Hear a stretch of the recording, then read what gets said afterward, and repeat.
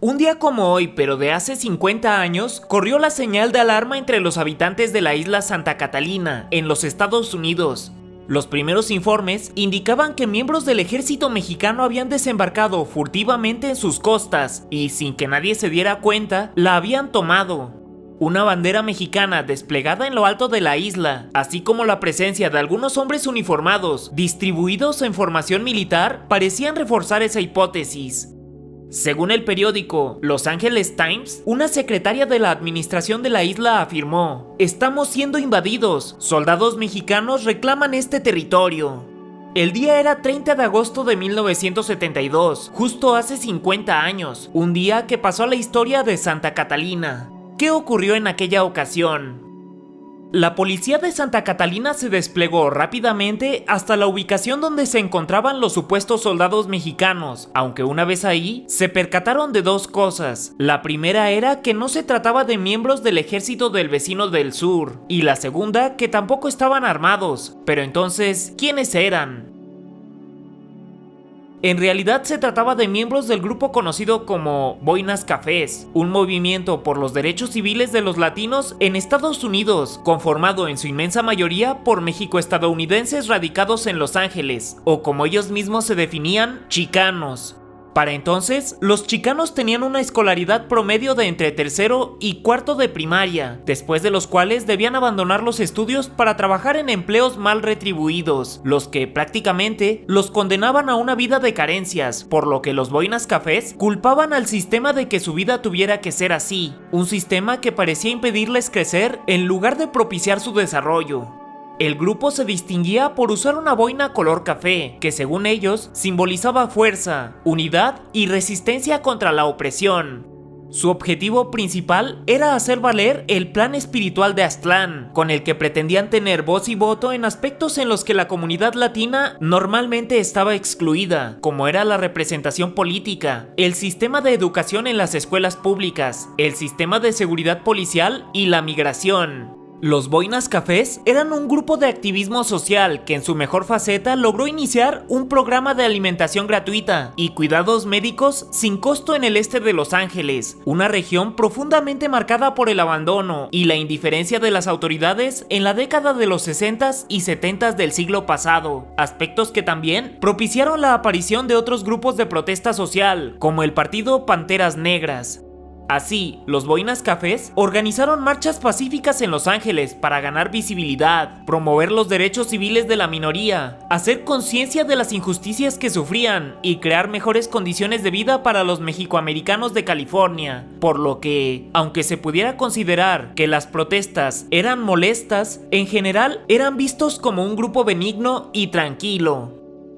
Quizás su reclamo más utópico era el que se respetara a los propietarios originales de las tierras mexicanas. Recordemos que en 1848, tras el fin de la primera intervención estadounidense, toda la región norte de México pasó a formar parte de la Unión Americana, y en muchos casos, el tío Sam no respetó los derechos de los mexicanos que eran dueños de las tierras, subastándolas o entregándolas a colonos estadounidenses. Los Boinas Cafés luchaban porque los propietarios mexicanos originales fueran reconocidos como los legítimos dueños de las tierras, no como inmigrantes que buscaban convertirse en posesionarios, acuñando la famosa frase: "Nosotros no cruzamos la frontera nos cruzó a nosotros". Los Boinas Cafés tenían una particular interpretación del Tratado Guadalupe Hidalgo, con el que México perdió más de la mitad de su territorio, el cual se basa en un vacío legal con el que, teóricamente, tenían razón. El tratado establece que la frontera entre California y Baja California será una línea recta que partirá desde la confluencia del río Gila con el Colorado hasta el mar Pacífico. La falla consiste en que, como se indica, la frontera límite estaba marcada por el Pacífico, dejando fuera del alcance del tratado las islas del Canal de California, conocidas en México como Archipiélago del Norte, un grupo de 8 islas ricas en recursos que, estratégicamente, podían alterar significativamente el libre tránsito del sur de California.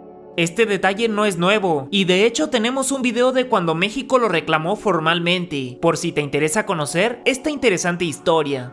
La cosa es que los boinas cafés, que habían logrado progresos sustanciales en diversos aspectos de su vida diaria, estaban frustrados al no lograr un avance tangible en el reclamo de tierras para los mexicanos, así que se decidieron a hacer algo drástico para ser escuchados.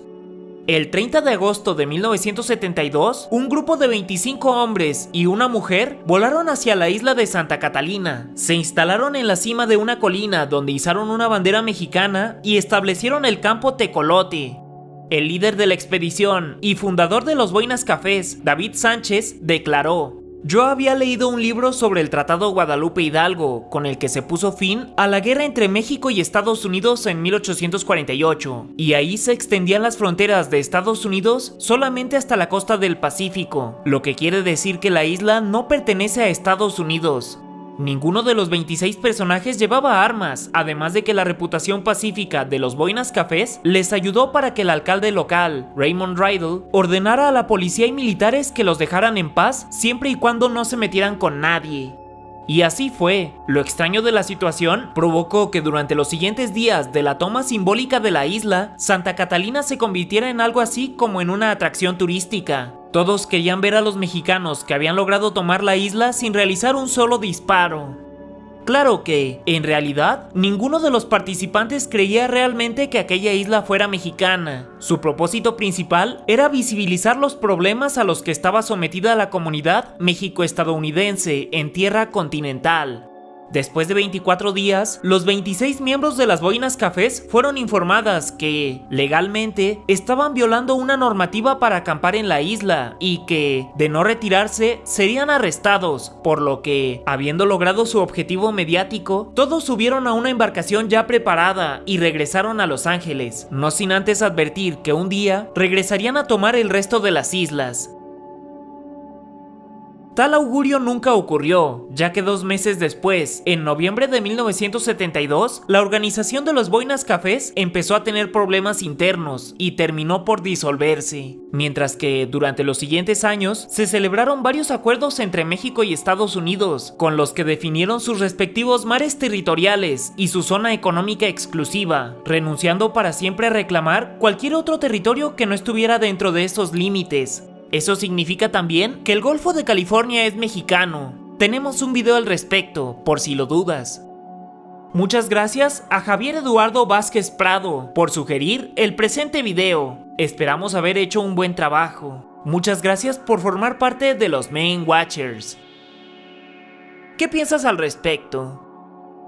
Para Main Watchers, yo soy Snooty Aaron y tenemos una cita todos los martes, jueves y domingos a las 8 p.m. en este canal, así que no lo olvides, suscríbete y activa la campanita.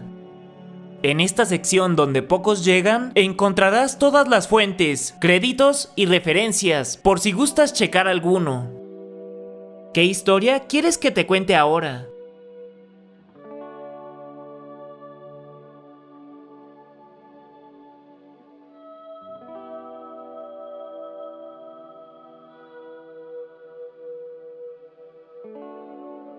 Hasta la próxima.